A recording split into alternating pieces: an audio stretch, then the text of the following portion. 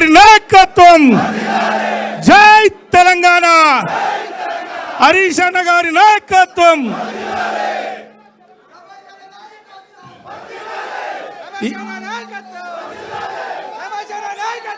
ఈరోజు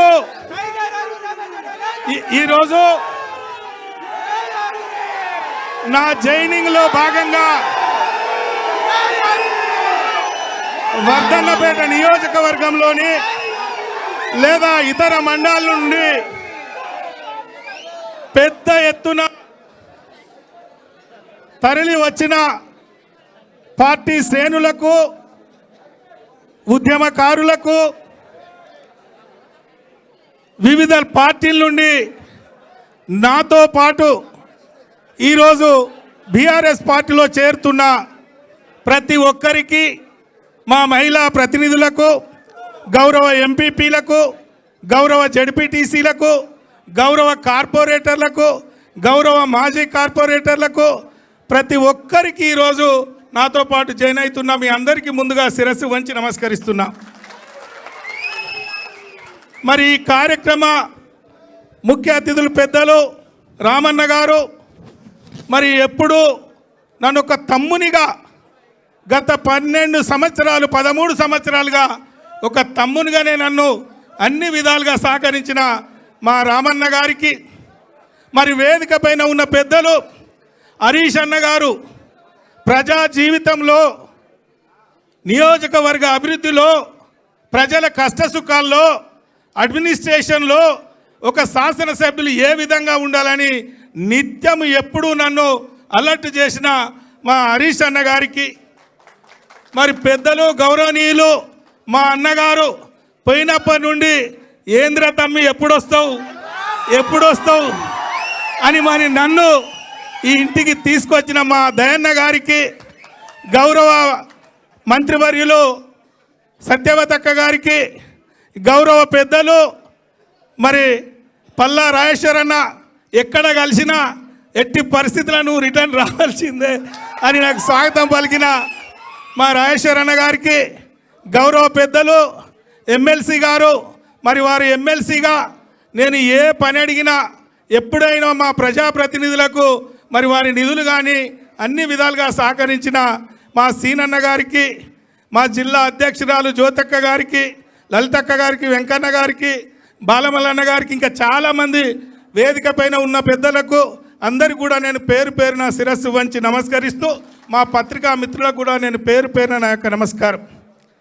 చాలామంది పత్రికల మిత్రులకు లేదా ఇతరత్ర నాయకులకు కొన్ని అనుమానాలుండే. మరి రమేష్ అన్న ఒక బీఆర్ఎస్ పార్టీలో ఒక కుటుంబ సభ్యునిగా మరి ఉండేవాడు, ఎందుకు పార్టీ మారాడు మరి అందరికీ కొంత ప్రశ్నకరంగానే ఉండే. దయచేసి ఈరోజు మాట్లాడాల్సిన అవసరం ఉంది.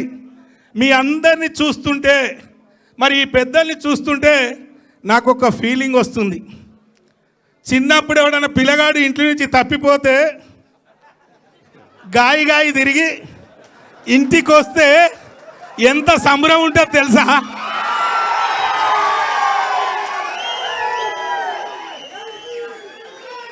అవి ఒక అట్లున్నది. పొలగాడు తప్పిపోయి ఇంటికి వస్తే ఎట్లున్నది సంబరం. అవి అంత సంతోషంగా ఉంది, నాకు ఆనందంగా ఉంది. ఎందుకంటే కేసీఆర్ గారు, బాబు గారు నియోజకవర్గ విషయంలో ఎప్పుడు పోయినా నా కాగితం పోగానే శాంక్షన్, మంచిగా చేసుకో బిడ్డ అని చెప్పాడు. మరి ఎందుకు పోవాల్సి వచ్చిందో మా వాళ్ళకైతే బాగా తెలుసు, వేదిక పైన ఉన్న వాళ్ళకి బాగా తెలుసు. మా అన్న స్పష్టంగా చెప్పిండు. వరంగల్ జిల్లాలో అనేక మంది మీద బురద చల్లి రాజకీయంగా ఎదగకుండా చేసిన మహానుభావుడు కడియం శ్రీహరి గారు.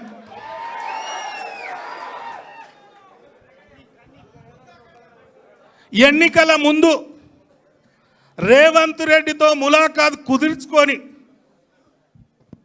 మొన్న జరిగిన ఎన్నికల్లో నా ఓటమితో పాటు వరంగల్ జిల్లాలో అనేక మంది ఓటమి కోసం కాంగ్రెస్తో ములాఖాత్ అయి కొవర్ట్గా పనిచేసి ఒక టీమును తయారు చేసి మరి ఏ విధంగా మోసం చేసిండో ఆ ఫలితాలు ఏ విధంగా వచ్చినో మీ అందరికీ తెలుసు. మరి ఇలాంటి దుర్మార్గులు ఉన్న పరిస్థితిలో పార్లమెంటు ఎన్నిక సందర్భంగా మేము ఒక నాయకుని శిక్షణతో ఒక క్రమశిక్షణంగా పనిచేసి రాజకీయాల్లో గ్రామాల్లో ప్రజల అభిమానాలు, కార్యకర్తల అభిమానాలు, నాయకుల అభిమానాలను మేము కొనియాడినాం, పొందినాం. అలాంటి వాళ్ళ మీద బురద జల్లి 1,00,000 మెజార్టీ ఎట్లా ఓడిపోయిండు, ఏం జరిగింది అని పెద్దలకు చెప్పి ఏదో చేసి తన సొంత బిడ్డ కోసం మరి టికెట్ ఆశించి ఆయన వేసుకున్న ప్లాన్ ఎన్నికల ముందు రేవంత్ రెడ్డి గారితో ఏదైతే కుదుర్చుకున్నాడో అది పూర్తి చేసుకొని ఆ పని అయినాక మళ్ళీ తిరిగి మరి ఆ పార్టీలో చేరిన పరిస్థితి మీ కళ్ళ ముందు ఉంది. మరి అలాంటి వాడున్న పరిస్థితిలో, అలాంటి కఠినాత్ములు ఉన్న పరిస్థితిలో మరి నా రాజకీయ భవిష్యత్తుకే ఒక చుక్కెదురు ఉన్నది. మరి పెద్ద సారు మా బాపు గారు, ఈ రాష్ట్ర ముఖ్యమంత్రి గారు ఒక చక్కటి అవకాశం నాకు కల్పించే కార్యక్రమాన్ని కూడా కొల్లగొట్టిండు. మరి ఈరోజు ఇంతమంది మీద బురద చల్లుకుంటూ తన స్వార్థం కోసం, తన కుటుంబం కోసం మరి ఈరోజు ఏ కార్యక్రమాలు జరిగినాయో మరి ఇలాంటి పరిస్థితుల్లో నేను బయటికి పోవాల్సి వచ్చింది. విధి లేని పరిస్థితుల్లో మరి మొన్న పార్లమెంట్లో నేను భారతీయ జనతా పార్టీలో పోటీ చేయడం జరిగింది, మీ అందరికీ తెలుసు. ఒక్క మాట కూడా బీఆర్ఎస్ పార్టీ పైన కానీ, కేసీఆర్ గారిని కానీ, ఇతరత్ర నాయకులను కానీ ఏ రోజు కూడా నేను ఒక్క మాట కూడా నేను మాట్లాడలే. ఎందుకంటే నా గుండెలో ఉంది కేసీఆర్ గారు ఏం చేశారు, ఏ విధమైన కార్యక్రమాలు చేశారు, నా గుండెలో ఉంది. మరి అలాంటి పాపాత్ములు బయటికి పోయిళ్ళు కాబట్టే, అలాంటి దుర్మార్గులు బయటికి పోయిళ్ళు కాబట్టే తిరిగి నా సొంత ఇంటికి చేరాలి, మా బాపు ఆశీర్వాదం తీసుకోవాలి, జరిగిన తప్పులు మరి చెప్పుకొని మరి సొంత ఇంటికి రావాలని ఈరోజు నిర్ణయం తీసుకోవడం జరిగింది. ఈరోజు మరి అలాంటి పాపాత్ములు పోయిన ఈ భవనంలో పాలాభిషేకం చేసి ఇది పుణ్యతం చేసిండు. మరి నా హృదయాన్ని నేను పాలాభిషేకంతో హృదయాన్ని పూర్తి క్లియర్ చేసుకొని ఒక మంచి మనసుతో మా బాపు గారి నాయకత్వంలో పనిచేయాలని ఇందులో అడుగుపెట్టడం జరిగిందని నేను ఈ సందర్భంగా నేను మీకు మనవి చేస్తున్నాను. ఒక్కసారి మీరు ఆలోచన చేయాలి.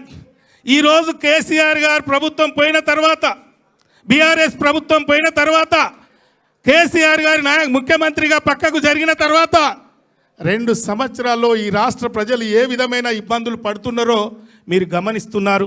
అది రైతులు కావచ్చు, కార్మికులు కావచ్చు, కర్షకులు కావచ్చు, విద్యుత్ కావచ్చు, లేదా ఇతరత్ర ఏ రంగంలోనైనా ఈరోజు 2 సంవత్సరాల్లో ఆగమాగం అడివి. ఈ రాష్ట్రంలో సంపద పెంచి ఎస్సీ, ఎస్టీ, బీసీ, మైనార్టీ వర్గాలను కాపాడుకొని అందరి ముఖంలో సంతోషాన్ని చూసిన మహానుభావుడు కేసీఆర్ గారు. మరి ఆ రోజు కేసీఆర్ గారిని ఈరోజు గుర్తు చేసుకుంటున్నారు. అందుకే ప్రజలు ఎప్పుడు ఎన్నికలు వస్తాయి మళ్ళీ కేసీఆర్ గారిని ముఖ్యమంత్రి చేసుకోవాలనే ఆలోచనలో ఉన్నారు. ఎంత తొందరగా వస్తే బాగుండు అని. మరి ఈరోజు అదే పద్ధతిలో కొందరి దుర్మార్గుల వల్ల పార్టీ వీడిన వారు కూడా ఎప్పుడు మళ్ళీ కేసీఆర్ గారి దగ్గరికి పోతే బాగుండు, మళ్ళీ కేసీఆర్ గారి ఆశీర్వాదం తీసుకుంటే బాగుండు అనే మంది కూడా చాలామంది చూస్తున్నారు. ఎన్ని మోసాలు, ఎన్ని వాగ్దానాలు, ఎన్ని హామీలు ఇచ్చారో మీకు తెలుసు. ముఖ్యంగా మనందరం కూడా ఉన్నాం. మన ఉద్యమకారుల్ని కూడా బుట్టలో వేసుకొని మేము అధికారంలోకి వస్తే ఉద్యమకారులకు ఇది చేస్తాం, అది చేస్తామన్నారు. ఏమన్నా చేసిందా? ఈరోజు ఉద్యమకారులు మరి అందరూ కూడా మనం గుండె మీద చేసుకొని ఆలోచన చేయాలి. మాయ మాటలు చెప్పి మరి ఈ ప్రభుత్వాన్ని మార్పు కోరుకొని కేసీఆర్ గారిని గద్దెదించిన తర్వాత అన్ని వర్గాలతో పాటు ఉద్యమకారులను కూడా ఏం చేసిండో దయచేసి ఆలోచన చేసుకోవాలని ఈ సందర్భంగా నేను మీకు మనవి చేస్తున్నాను. ఏది ఏమైనా ఈరోజు వర్ధన్నపేట నియోజకవర్గ అభివృద్ధి కోసం ఆ రోజు నేను ఏ విధంగా కష్టపడ్డానో వాళ్ళ ఆశీర్వాదంతో 2 పర్యాయాలు బ్రహ్మాండమైన మెజార్టీతో నేను ఏ విధంగా గెలిచానో మరి రేపు రాబోయే మున్సిపల్ ఎన్నికలు కావచ్చు, ఏ ఎన్నికైనా ఖచ్చితంగా భుజాన పైన వేసుకొని మరి నా బాధ్యత కూడా తీసుకుంటానని కూడా ఈ సందర్భంగా నేను మీకు మనవి చేసుకుంటాను. నాకు ఒక బాధ ఉండే, నా కోసము 3 పర్యాయాలు పనిచేశారు కార్యకర్తలు. లోకల్ బాడీస్ ఎన్నికల్లో కూడా ప్రతి కార్యకర్త కష్టపడ్డాడు. ఈ లోకల్ బాడీస్ ఎన్నికల్లో మా కార్యకర్తకు ఆపోజిట్గా ప్రచారం చేయాలంటే నా గుండెలో బాధ.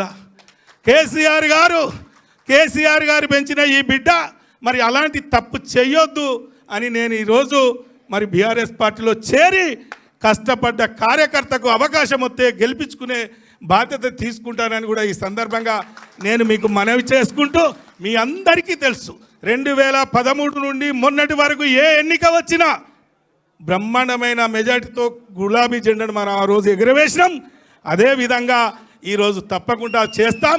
దానికి తోడు మా అన్నగారు కూడా మాకు అన్ని విధాలుగా అండగా ఉన్నారు.